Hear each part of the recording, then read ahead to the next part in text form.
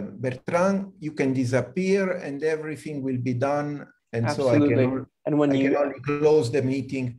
And when you exit the meeting, it will close the Facebook Live as well. Okay, so I see we are now live on Facebook. Yes, we are. So I will start. Give it a second. Just give it a second. Okay.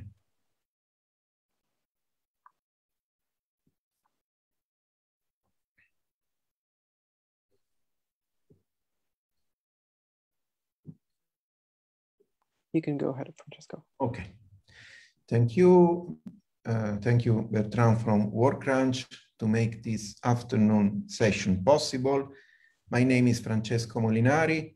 I am the project manager of Designscapes on behalf of ANCI Toscana, and I am happy to have with us today Laura Boffi on behalf of the Storytellers Pilot Project, which received a grant from the Designscapes project after participating in a call for pilot projects we launched a couple of years ago. Today, this session, lasting no more than 1 hour, is dedicated to a presentation of this project done by Laura. And then we will have a discussion based on any question we will be receiving on Facebook through the link, the chat attached to the link where this video is being broadcasted live.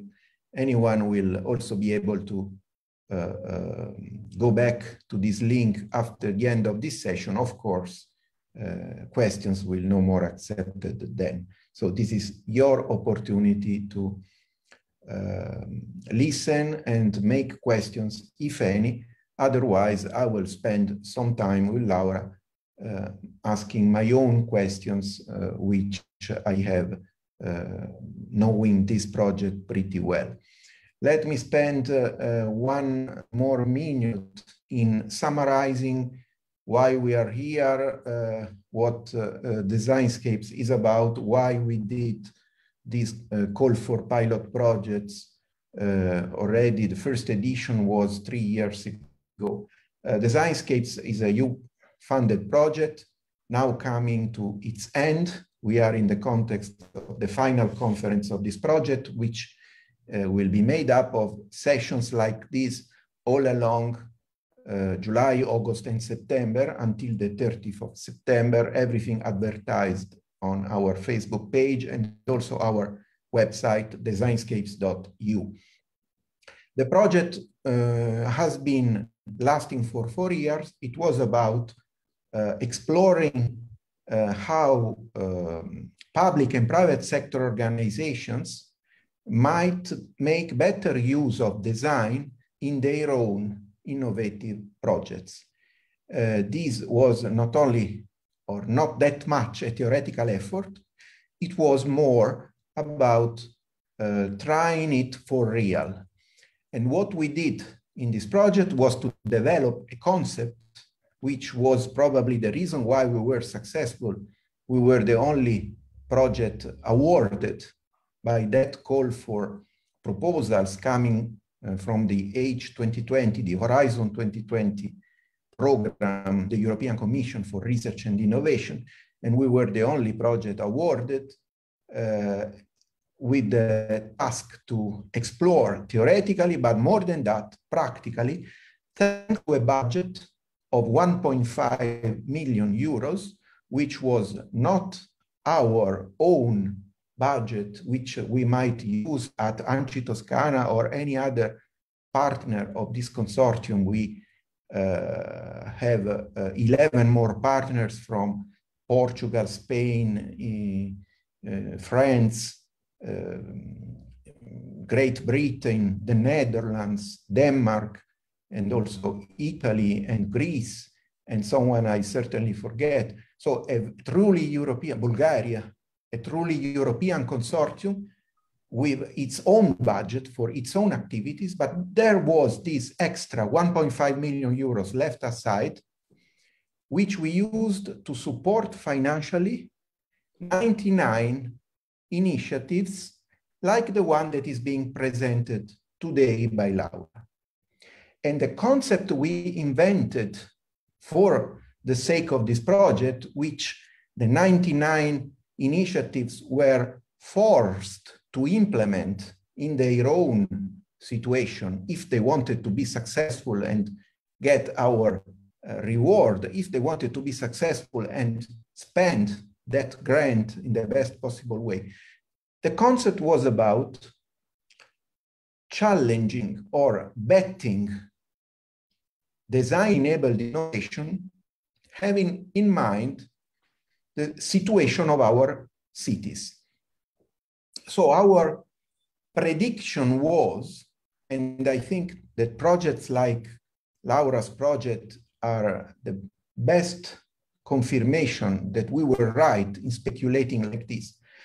Our bet was that by adding the urban dimension, the couple design plus innovation would be reinforced and ultimately made more effective.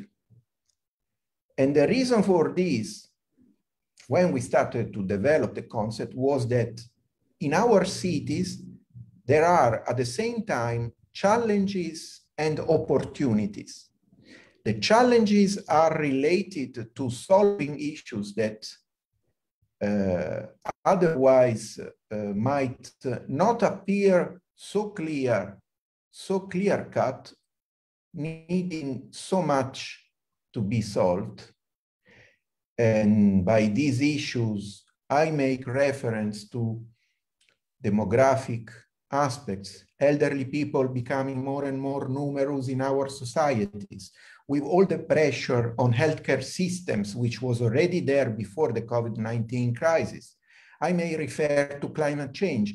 I may refer to poverty and inequality becoming more and more critical. All these problems, which are very complex and complicated to solve, they become also very clear in when we downsize them to the level of our cities. On the other hand, in our cities, we also have the possibility of finding innovative solutions to those problems, which may make profitable use of resources that only cities have. And in some cases, these resources are unspent, unused, or little used, and therefore can leverage the identification of solutions that are new and also more effective than average. Our bet, our challenge, our inspiration was that the urban dimension might have helped design and innovation become more effective in finding solutions to that kind of problems. And today, I'm very proud of hosting with us Laura Boffi, who will introduce herself better, who is the inventor and the developer and the designer and the innovator by herself of a very complex and interesting project, which wouldn't be here without our call for proposals. I'm saying that by myself. So Laura, you can avoid mentioning the importance. Twice, actually. I know, that's why I'm joking. But apart from that, I think you will also stress the fact that were it not for many people you involved in several stages of your development, that project would not be here today. And I will be particularly keen on asking you at the end of your speech how these people will help you scale up with this initiative and make it something that is even more successful and developed and widespread than it is now in your place and in the places where you have experimented it. I have spoken too much as usual, but now I'm happy to give you the floor. So Now I think I have to make you the presenter again. Thank you. So you are now able to share your screen, and now the floor is definitely yours. With my thanks for attending this session today. Thank you. Thank you, Francesco, and thanks to the attendees that are now joining us. I'm Laura Boffi, and I'm an interaction and service designer based in Italy. I'm going to share my screen now. Yeah. And I'm going to show you the Storytellers Project, which is a library service connecting a community of seniors readers to children and their families for remote reading aloud sessions. During my little talk, I will describe what is the Storytellers Project, why it was born. I will go through the fieldwork and the co-creation I did in the first phase. And then I will guide you through the pilot, which I did in a library in Italy during the COVID period. So what is the Storytellers Project first? You have a picture of the storytellers on my back. This is just, as an introduction. The Storytellers Project is a service for libraries, basically, and is about connecting some storytellers who are basically senior readers to children and their families for reading aloud sessions, which are remote yet live. So the storytellers and the children can actually speak to each other without seeing each other. The timeline of the project is the following. So it actually started in 2018 or even before, and then is now a work in progress actually, because in 2018, the project started as a concept without money. So that's why I was telling Francesco that I'm going to thank Designscapes twice, because I got 2 funds from the Designscapes, and I managed to afford the fieldwork and the first co-creation period through a first round of funding. And then I also got, I was awarded with the second round of funding for the prototyping phase. That's why the project now has been going on for 3 years, and actually is still in progress, because after Designscapes, I'm now trying to scale it up and developing forward the service. As you see, I got 5,000 euros in 2019. That was the first round on Designscapes. And then I managed to be awarded with the prototyping amount of money, 25,000 euros in 2020.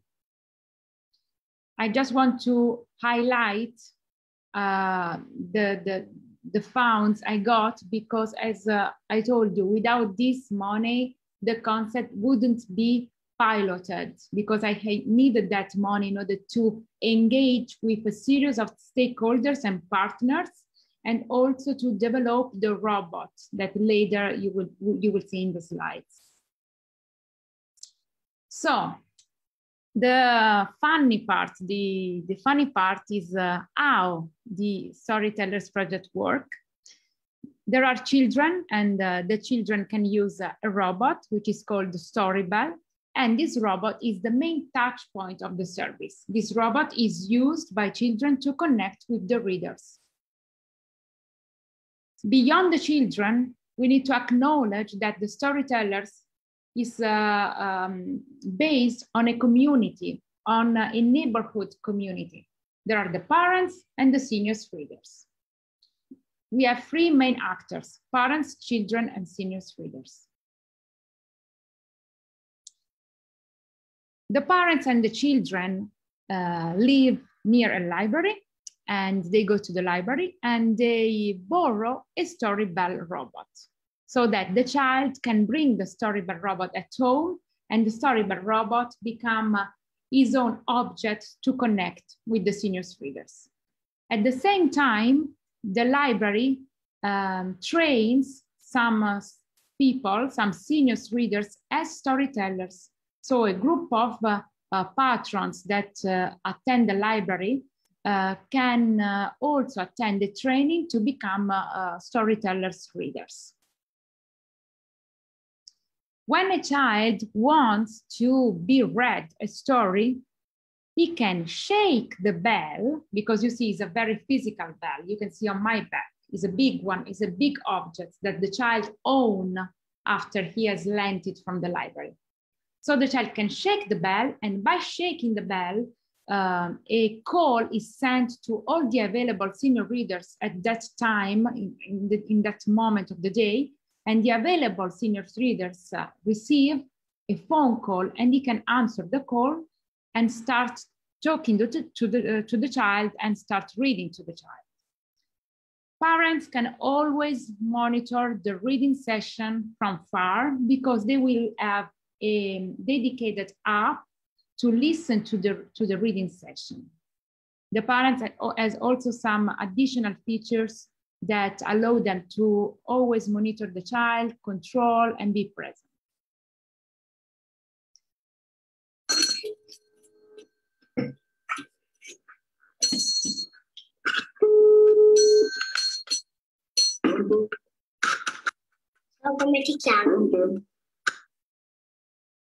You can see here how the shaking of the bell works. But the concept also wants that the communication between the children and the seniors is bidirectional. So it's not only the child requesting a reading session, but also the senior reader can request or invite a child to be read. So the seniors reader have also an app, thanks to which they can send an invitation to all the children to receive a reading session.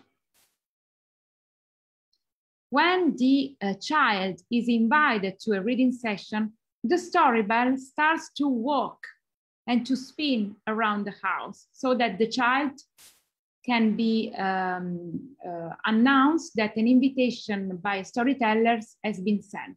If he lifts the bell, then he can start talking to the storytellers at that time. So basically, that is the whole concept, how it works. It's a service, so there are many steps that happens through time. But why did I come up with this concept? It was not a thought of a night. The Storytellers Project aims to foster intergenerational relationships, and it leverages on the adult's aspiration to be useful to society after retirement, for example. It also based on the children's needs to listen to stories and bond with people that are aged differently. So with older people and people from different generations. This, I want to highlight, happens very little in our current society, because children usually go to school with people of the same age. And if they don't have grandparents around, they usually meet other person of the same age. And then the Storytellers Project also aims to give additional support to young parents. I call it interstitial support, because of course the Storytellers Project, it's not a grandparent, it's not providing parental care, but it can help, in my concept, it has this idea of helping parents in its little moment of the day. And when informal care is needed for just little period of time. So that's the whole why of the Storyteller Project. It was conceived around 2017, and then I was lucky enough to meet the Designscapes call. And I managed to merge my previous research with seniors and with assistive technology, with elderly people on active aging, with also my personal life after I became a mother. So these two insights coming from research and private life merged into the Storytellers Project at some point in my life. Those are the first very early sketches of the Storytellers Project. And as you see from just drawings on paper, thanks to Designscapes, I really managed to build the prototype, as you could see at the end. And this was very powerful for me, because as a designer, if you don't have the right tools, and in this time, for me, the tools was really money that I needed to build the prototypes, I would not be able to go on and pilot the project in a real library in Italy. Just going through the sketches now for you, just to have an idea of the design process that is behind the pilot. So, during the first round of Designscapes, I managed to be awarded the feasibility study fund, and I devoted this period to do some field work in the Netherlands and in Italy, to meet librarians, to meet patrons of libraries, and to do some interviews with experts. I did some co-creation, as I told you. And I went into this public library in Leiden because I managed to build a good relationship with the library.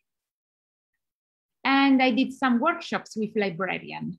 And I already brought to the librarians some prototypes, paper prototypes, because I had to be quick and I had to present the idea without spending too much effort in building the real prototypes. And I also conducted semi-structured interviews on the project. I did also some with experts on intergenerational relationships. And this happened again in Leiden, where I met an NGO called ICDI. And with them, I did a particular workshop which was aimed to discover all the hidden stakeholders of my service. Together, we crafted actually the relationships between all the actors of the services. And then again, I did some semi-structured interviews with children literature experts. And I ended up my fieldwork in Italy, in the public library of Siena and Empoli, who hosted the Storytellers Project research. With the librarians and with the patrons of the Italian libraries, I spent 2 days that time, and they started to react on paper prototypes of the application interface, of the app interface, and also they reacted to a very early prototype of the Storybell robot. I want to highlight that this Storybell robot was not working at all. It was pretending to work, but it was a prototype functional for receiving feedback from people. So there was not technology development involved at that time, but still I could ask the right question to people and to get valuable feedback to continue the project. Here you could see some pictures of a workshop I did with some seniors readers, or maybe future seniors readers, who were interested in the concept. And they spent an afternoon with me envisioning their own training in the library. So they had some paper map, and they were evaluating the steps to become a storytellers, thanks to the training they would have in the library. And they were also heading steps, giving suggestions. So they co-created the training period with me. They also envisioned the map of the children. So the location of the remote children to whom they would like to read. And they first were very shy. So they said, maybe we just start from Empoli, Siena, and then we spread to the world. So Storytellers could start as a neighborhood service in the, in a urban scale, but then it could scale up and become bigger. So a storyteller from Empoli could read to a child in another nation. Also, parents were reacting to the early prototype of the apps, and I was able to understand from them how the trust between them as a parents and the storytellers could be built, even if the reading was just remote and they were not meeting face to face. During this period, I also had a moment of prototyping, of early prototype. As I told you, in the first round of Designscape, the prototype was not working at all. I pretend it was working, but as a designer, you know that you can have some methods thanks to which you don't have to build a functional prototype, but you can build an experience prototype. So as long your participants experience the service, you still can get valuable feedback. So I did that, and I built a now working Storybell, and thanks to some telephones, the remote reading session was possible, having the child and the storyteller pretending it was really working. So they thought it was really working, but actually it was not. I just want to show you a small clip of the very first experience prototype.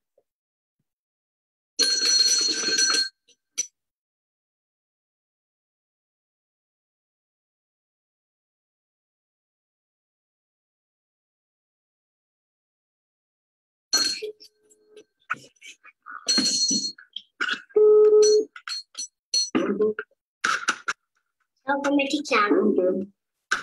Come ti chiami? Come ti chiami? Come ti chiami?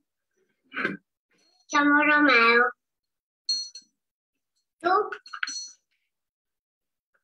Mi chiamo Ricco, come ti chiami? Dimmelo bene, capito? Romeo. Senti, ti piace leggere, farti leggere le favole? Sì. Ti piace? Sì. Non ti capisco bene. Sì. Parla forte. Okay, so I'm stopping this clip just to give you a flavor of the prototyping process. So you could see that there were many technical problems of audio, but nevertheless, they managed to have a reading session and to communicate to each other.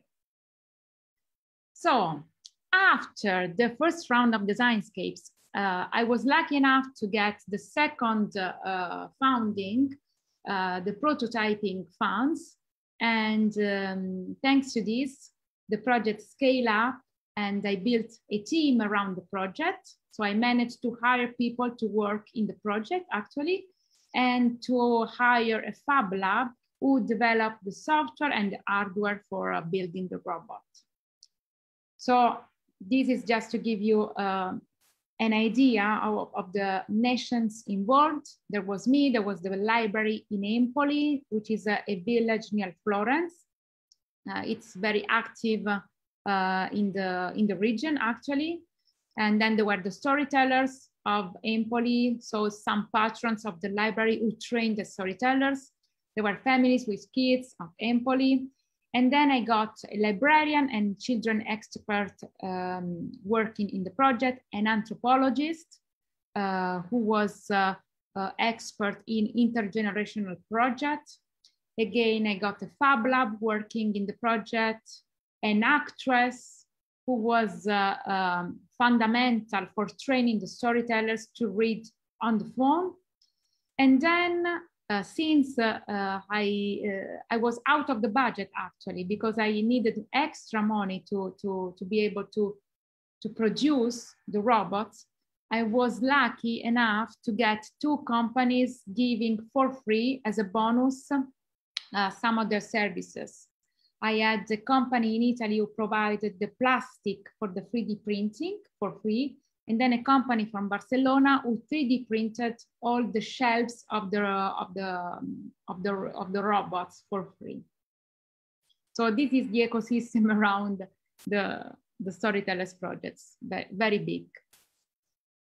We had a very crowded agenda at the beginning, before COVID, with lots of meetings, lots of workshops in Empoli, but we managed to do in person just 2 of them, unfortunately, because then we had to cope with COVID during the whole prototyping period. So we had to change all our plan and to work remotely. And it was very, very difficult because during the first period of COVID, all Fab Labs and 3D printing centers, for example, or at least the ones I was collaborating with, they started to produce masks and devices for ventilation. So actually for us, the Storytellers Project had to stop for very good reasons. But just to let you know that we had an extension of the project and we could go on the whole summer with the prototyping actually. So the ones you see are the shelves of the robot that comes from Spain. And then these are the guys in the Fab Lab who built 5 prototypes of the robots. You can see it's a very complex prototypes. But actually we managed to have partially working prototypes for our pilot.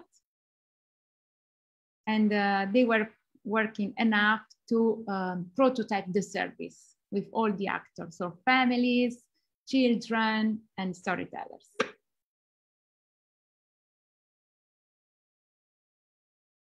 It was a very hectic period at the end because we had to deliver the robots to the children and they were really waiting for the robots. We managed to start the pilot at the beginning of July last year, after the lockdown. And here are the Storybells ready to be brought from the Fab Lab to the library. This happens at the end of June. Okay, so now I just wanna give you a little video that summarizes the pilot. Thanks to 2 funds by the European Union, I've been running a pilot in a public library in Empoli, near Florence, in Italy, engaging with future readers, storytellers, and children and their families. About 10 storytellers attended a training on children literature and how to reach children at the phone. Due to COVID emergency, the training had to move online. In May 2020, storytellers had several lessons on Google Meet. Eventually, the 5 Storybells were handed to the children and brought home over the summer for the rest of the experimentation. The pilot lasted all the summer, precisely from the beginning of July to the end of September 2020. Yes. We had 2 evaluations of our pilots. One was internal. When I organized all the projects, I also decided that at the end of the project, I want to have an evaluation. So part of the fund was devoted to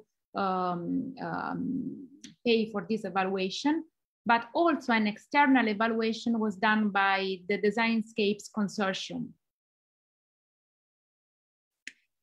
And at the end of the project in September, all the kids and the storytellers and family were interviewed in order to get their views on the project, to get their vision of how the project can strengthen community and the solidarity between generations in the community. And I interviewed them, and I want to show you a clip about their reflections on their own participation in the Storyteller Project. We watch this together, and then I conclude with the presentation of the project.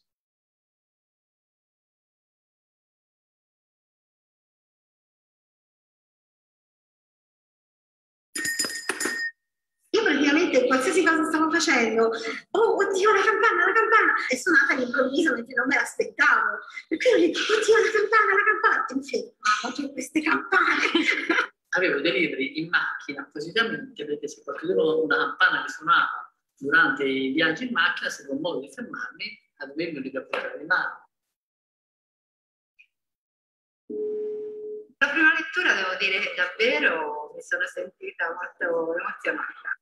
Pensavo fosse una cosa un pochino più tecnica, più meccanica. E invece mi sono resa conto che quando ho avuto proprio il contatto vocale con il bambino mi sono anche un po' emozionata, avevo un po' di ansia di prestazione. Quanti anni hai, Francesco? 6. 6? Allora, senti, ti posso leggere la favola della casetta troppo stretta? Già letto. Posso leggere questa casetta troppo stretta? No, l'ho già letta. Me l'hanno già letta.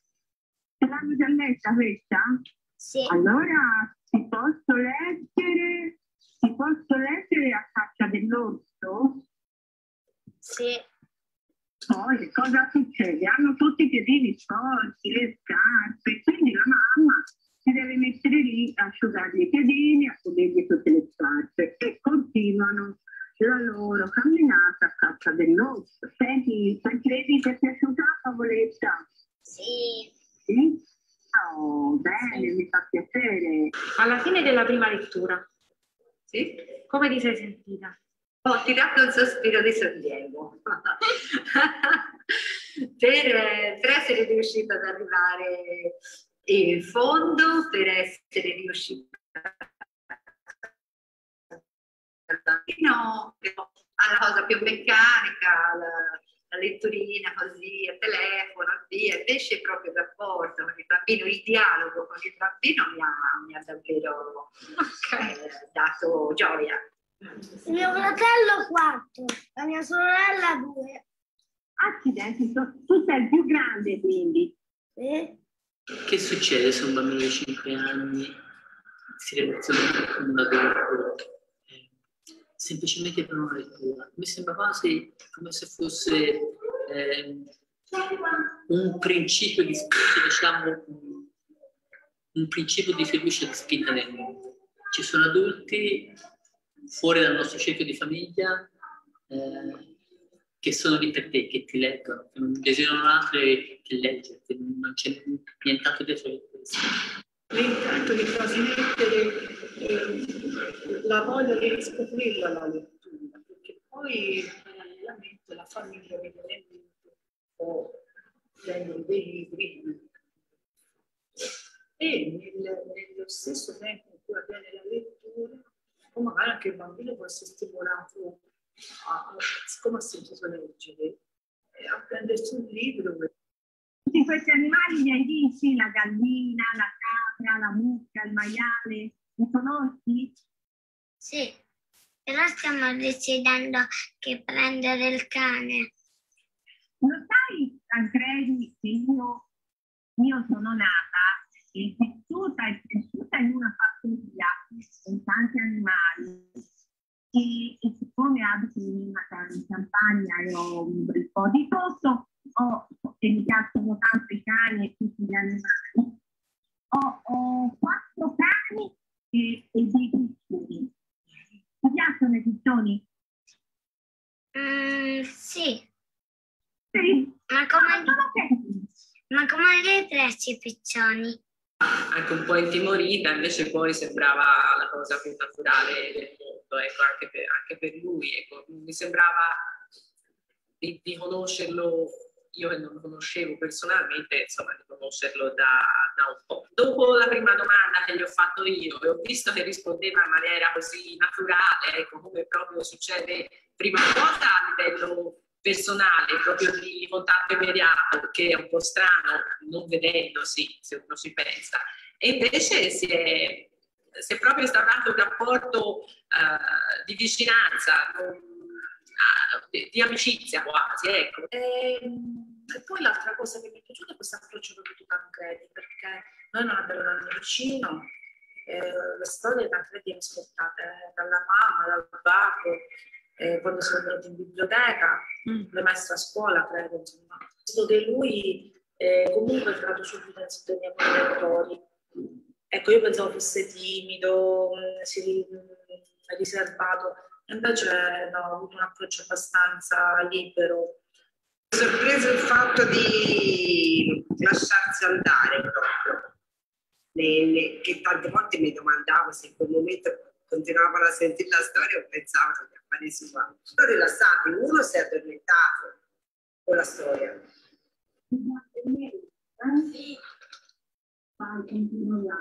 Fece allora entrare il capo e il gattino, non nascondendo il segreto, dopo che lui lasciò che aveva raccolto. Non suona. C'è qualcuno?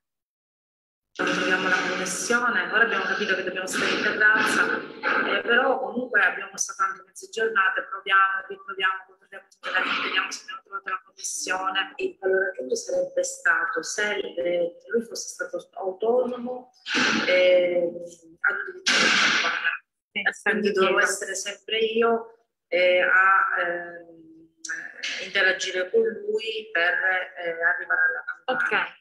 A me piacerebbe di più che mi chiamasse il bambino, perché so che in quel momento lui vuole sentire la storia, che non abbia un terzo, un intermediario.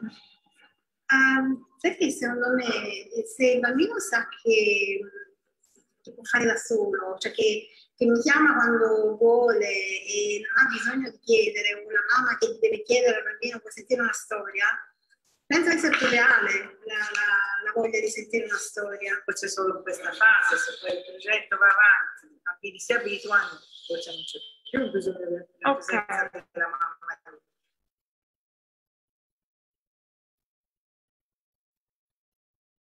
L'ho presa in questa campana, se la metteva in mezzo alle bambine e lei stava ad ascoltare la storia. La campana è già una cosa più grande, per cui la puoi abbracciare, ci attorcigli le gambe, perché sentivo che questo era quello che facevano i ragazzini. Cioè, quindi era come se fosse un rapporto più fisico anche con la campana, secondo me. Potevano stare vicino alla campana, seduti comodi, seduti nell'angolo preferito, seduti con, non so, con dei cuscini, con una poltroncina, e comunque potevano anche, no, nel frattempo che io leggevo, disegnare qualcosa, non so, perché penso ci siano stati i bambini e di là disegnavano, facevano qualcosa con le mani. L'approccio che ho avuto Tancredi con la campana è stato un approccio fisico, proprio è diventato parte della casa, insomma, ha difficoltà, penso, avrà difficoltà a portarla la campana. Dire, la voce serviva per, come se fosse una pista, cioè l'immagine descritta da una voce. E se Lucia aveva il bosco rosa, cioè se Zelda aveva il bosco rosa, lei si immaginava il suo bosco rosa, quindi l'immagine l'ho accettata di calzare su Zelda in modo che fosse il bosco rosa, perché giustamente l'immagine sul libro... No, non sentivo niente, quindi ho detto, senti, ma ti piace questa storia? No, deciso. Ha scherzato. Ho sentito ora l'ultima volta la mamma e mi ha detto, guarda sì, ora... si è medesimata nella storia, ho messo fuori la vita, infatti mi ha fatto tanto piacere questa cosa, perché prima avesse detto no, ma anche quello mi ha fatto piacere. Sì, perché comunque era... Perché comunque era interattiva, ho visto che partecipava, anche no, mi è piaciuto.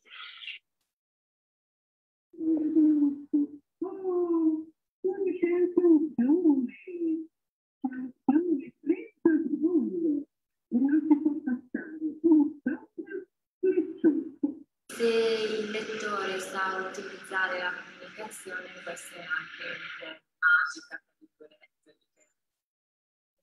col bambino, come dicevo prima, in una situazione molto intima, quindi a casa sua, con la sua famiglia.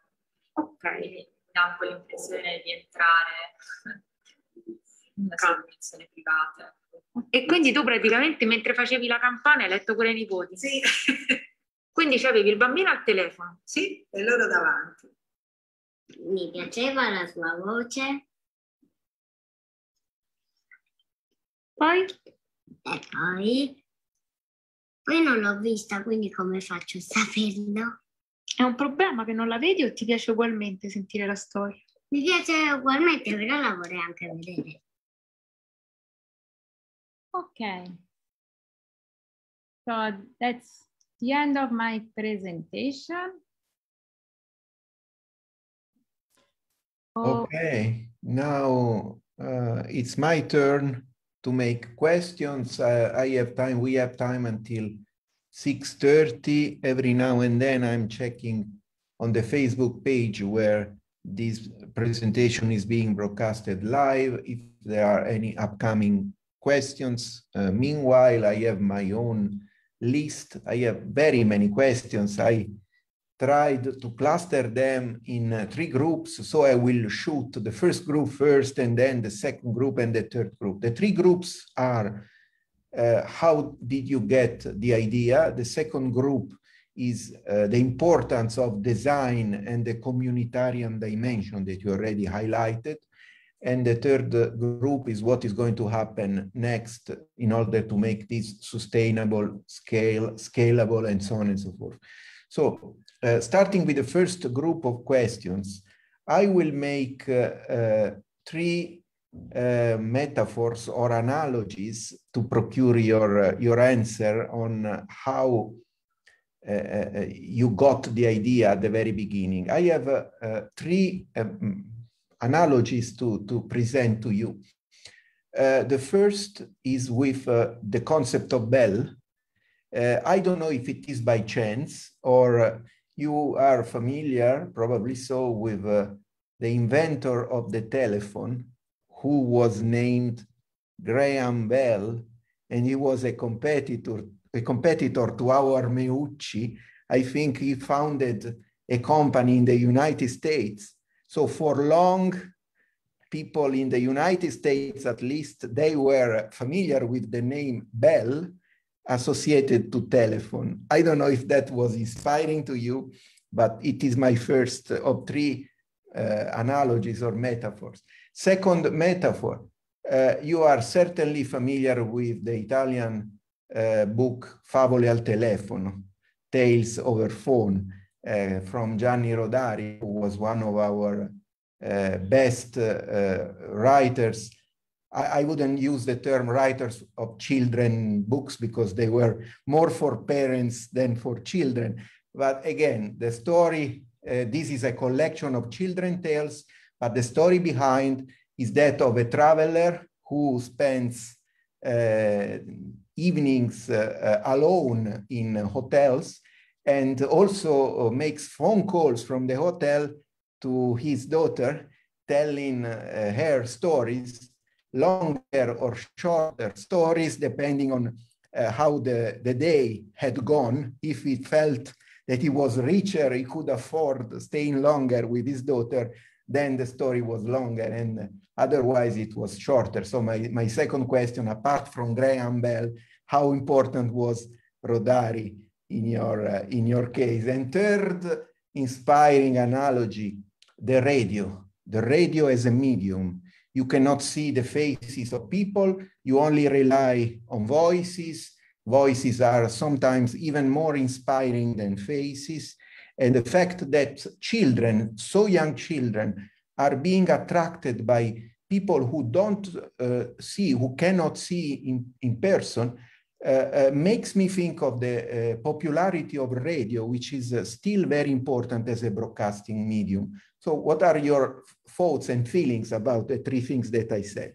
Okay, great questions. So the shape of the bell and the size was a big decision. And actually the project started not with a bell, but with a doll, but it was not working well. Okay. It was a metaphor that was, you know, it was not close. It was not helping the function, because you had to call a reader, and the doll was too fake to call another person. So you had to teach behaviors to the children. Maybe you move the doll or you do something else, but it's something that you need to teach to the children how to use it. It was not intuitive enough. And then I needed to have something that the child could use by himself without the help of the mother and of the parents, something that the child should care of during the day, because it's something that you borrowed from the library. And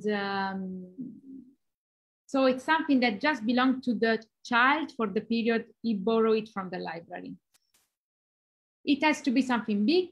It has to be something not light enough, because otherwise the child starts to use it too much. So the sounds and the fact that, the bell actually makes sounds and you call somebody was working well. It could be very big, so like a big toy that should have a space in the house. So the presence of the storyteller could be represented by the objects. So after many months, I came up with the idea. It was really a process to come up with the right object. It was a very, very important decision for the design. So the bell was the final thing. Then Rodari, of course, I knew it, and I thought that it was it was already a great narrative, and it could work because this guy was calling the daughter. The narrative was working well, and they said, okay, maybe I'm on the right path if I take that. So, and then about the audio and the radio, that was a kind of betting for me, because everybody was saying, but children are attracted by the screen and they want to see the faces. They cannot concentrate enough. I just wanted to challenge that, because I have the instinct somehow, the insight that maybe it could go in another direction. If the reading was done in a proper way, if you provide the children with a proper space, if the object gives the child the affordance to sit, to listen, and maybe to talk to the other person. And I tested the idea, it was working. Maybe I was thinking that already children aged 3-4 years old could focus on the reading. From the experiments, I learned that maybe they need to do already in Italy, we call it scuola materna. So they should be 4 at least. So that they already know, they had the notion of the phone, of the radio, of the music, some kind of of education in this sense. So from 4 years old, from experiments, we learned that it could work, and actually focusing just on voice could be very magical, as some storytellers told during the video. So that's what we learned. It's not for everybody, of course, but what it was not meant to be for everyone. Meanwhile, I'm checking if there are any questions on Facebook. There are not, so I will continue with my second group. It's about design and the communitarian dimension that you already highlighted in a slide. Many people, many organizations, many countries for your trials. Design, especially in English, it's that kind of ambiguous word with many meanings, which goes from aesthetics to interacting with people in the co-creation or co-production of meanings, and also a tool for, or a methodology for problem solving. So there are many overlapping meanings, many overlapping purposes for design, and I think that all of them are well represented in your concept, which started evidently as your own idea, your own invention, if I may use this expression, but then, as you also mentioned during your talk, were it not for the contribution of all those people who helped you refine the concept, refine the prototype, refine the prototype, as we also something that comes before the prototype and concept. So were it not for their contributions, this service, as I can call it, wouldn't be like this. It would be other than this, and it could possibly work less well. I think in your presentation, you were very detailed in showing also through videos how many people and how many different roles and profiles were involved. And I like mentioning the contribution of an actress helping the readers to become acquainted with speaking over phone with a good accent that children can understand well, also through the filter of the bell. So in your opinion, and also as a lesson that you can share with other inventors or innovators like you, how important was design in all its meanings, from aesthetics to problem solving, going through deepening the definition of a new product or service through the contribution of all the prospective users of the service itself? How important was design for you to reach this goal and therefore produce better things that can be more effective in solving the issues they were meant to solve in the beginning? For me, it's fundamental that I reach people at since the very beginning of the project, because I need to ground the development of the product, of the service, into behaviors that are already there, that I can already see in the life of people. I'm already introducing new technologies that will change the interaction at home, in the neighborhood. So I really need to stick on something that has meaning in the community. At the beginning, I do work because I need to understand how people behave among themselves, what is important for them, what has value. And then when I design the service, I always come back to my research because I want to stress those values in my projects.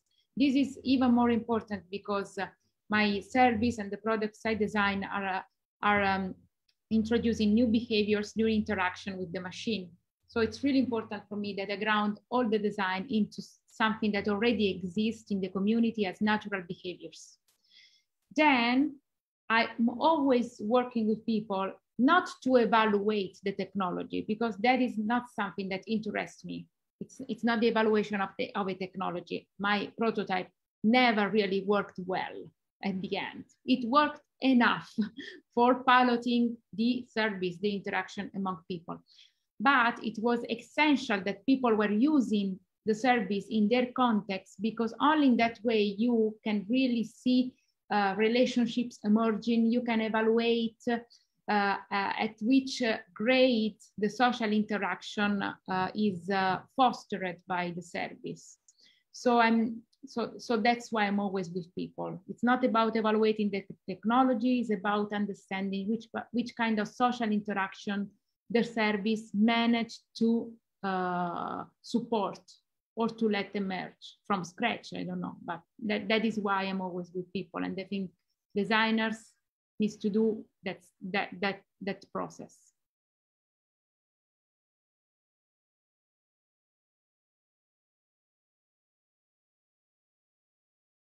Francesco, are you there? I think we had a short interruption. Can you hear me now? Yes, I can hear you.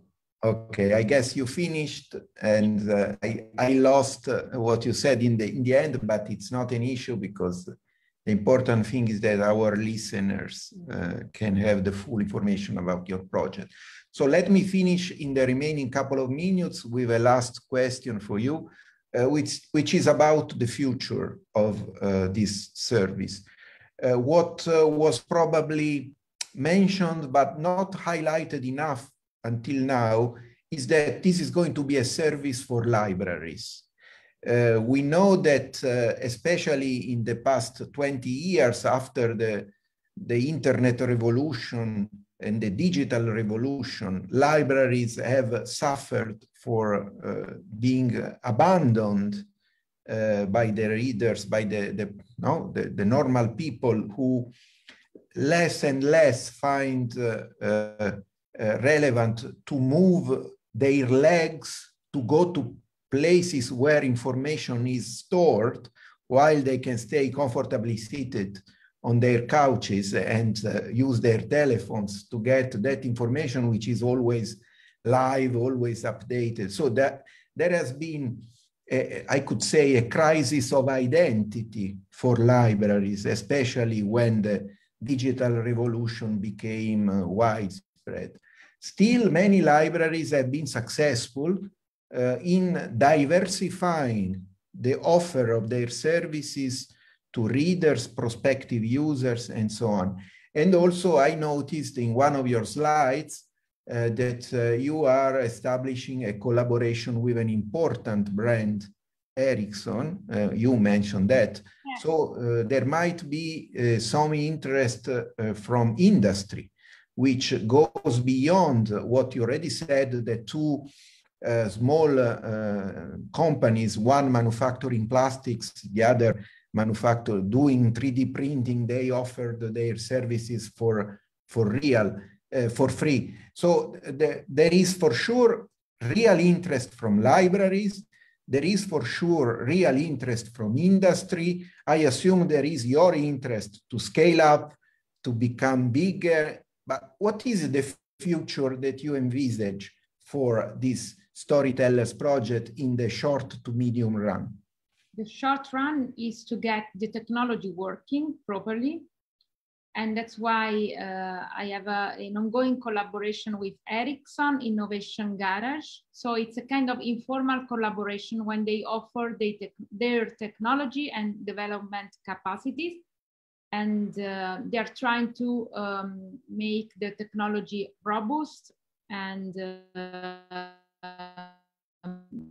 working properly. There is a lot of libraries, but they cannot afford any development cost. So they are asking me, is it ready to be bought or to be rent? And I cannot say yes, of course, because it has a development period that now I'm affording for an informal collaboration. So there is no funding involved. Sorry.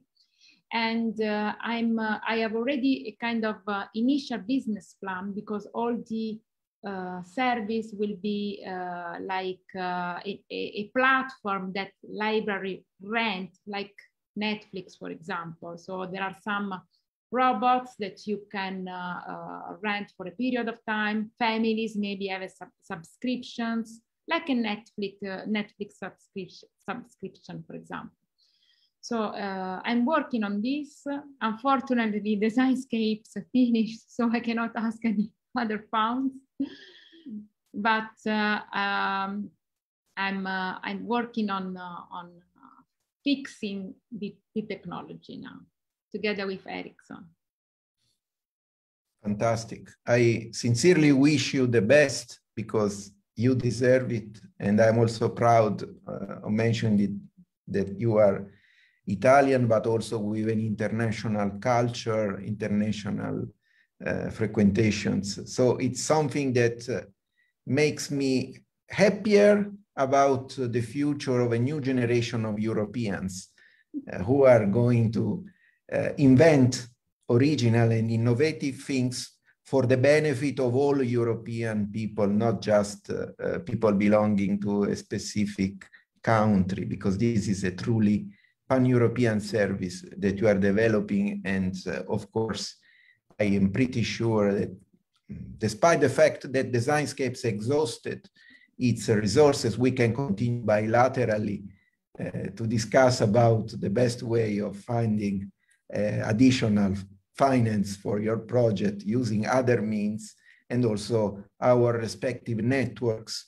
You deserved, or you demonstrated having a good network. Now you deserve that we demonstrate with our network to be able to give you further support in one way or another. So I think the time's up. I thank you very much for attending this session. I would like to ask you to make me the presenter again, because I will be able in that way to close the live broadcasting on Facebook. And therefore, with that, I think we can close this afternoon, thanking all the attendees for being with us. Thank you. Thank you very much. I don't know how to make you the presenter now. Okay, let's see if I can claim this back. Otherwise, if you cannot, try to use the last 3 buttons. There is a button with 3 small points. Okay. And you can deactivate the live. Okay. I can stop the live stream now. Okay. Thank you very much, Francesco. Thank you to the attendees. Bye. Have a nice summer. Bye.